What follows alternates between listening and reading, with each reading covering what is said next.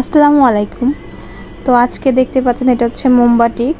আর শুরুতে দেখাই দিচ্ছি আমি মোমবাটিক যে ড্রেসটা করেছি সেটা এই ডাইস দুইটা দিয়ে করা হয়েছে এবং মোম নেওয়া হয়েছে। এই মোমগুলো এখন আমি গলিয়ে নিব, তারপরে এই সাদা কাপড়ের মধ্যে ছাপ দিব। তো দেখে নিন কিভাবে গলিয়ে নিচ্ছি। এটা কম নিছি, পরে আবার যেটুকু প্রয়োজন অতটুকু বেশি করে নেওয়া হয়েছে। প্রথমে একটু দেখার জন্য, আপনাদের দেখানোর জন্য একটু কম নিয়ে দেখানো হয়েছে। তো এটা পুরোপুরি গলিয়ে নেওয়ার পর এটা এখন আমরা জামার মধ্যে এটা মানে ভালোভাবে ব্যবহার করতে হবে, মানে যাতে কাটটার মধ্যে যে স্টিলটা আছে সেটা যেন ভালো মতো বসে। তো তারপর এটা নিয়ে জামার মধ্যে একটা একটা করে ছাপ দিচ্ছি। এটা কোনো মাপ করে না, এটা নিজের মন মতো করে দিচ্ছি, যেহেতু এটা নিজের জন্য হবে। তো এটা কোনো অর্ডারের ড্রেস না, তো আপনাদের দেখানোর জন্য এটা তৈরি করছি।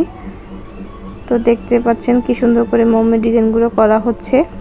তো স্পষ্টভাবে ছাপগুলো বসছে, কোনো এদিক ওদিক হচ্ছে না।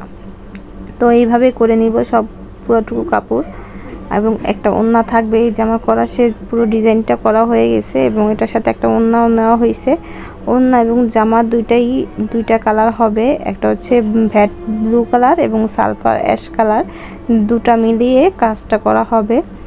তো এখন আমি ভ্যাট কালারে আগে চুবাবো, দেখতে পাচ্ছেন ভ্যাট নেভি ব্লু কালারের চুবানো হয়েছে।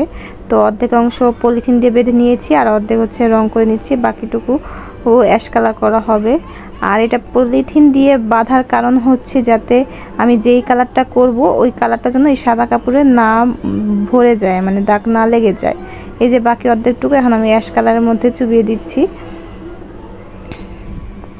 তো এটার মধ্যে পুরাটাই করানো হয়েছে, যে বাকি ওই নীলটুকু এবং একটু দেখতে পাচ্ছেন মোমটা কিন্তু কিছু হয়নি, মোমটা কিন্তু হলুদ হয়ে আছে।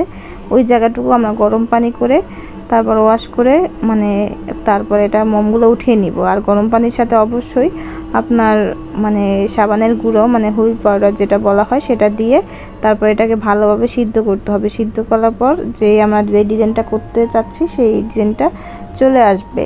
তো দেখতে পাচ্ছেন এই যে মোমগুলো, আর এই মোমগুলো পুরোটাই সঠিকভাবেই আছে। মোম কিন্তু এখনও গলেনি, এটা এখন এই যে গরম পানির মধ্যে দিয়ে গলানো হবে। আর এই দেখেন ফাইনাল রেজাল্ট, যে কত সুন্দরভাবে হয়ে গেছে। মোমগুলো উঠিয়ে এবং রোদে শুকিয়ে নিয়েছি, দেখেন ডিজাইনটা পুরো স্পষ্ট হয়ে আছে।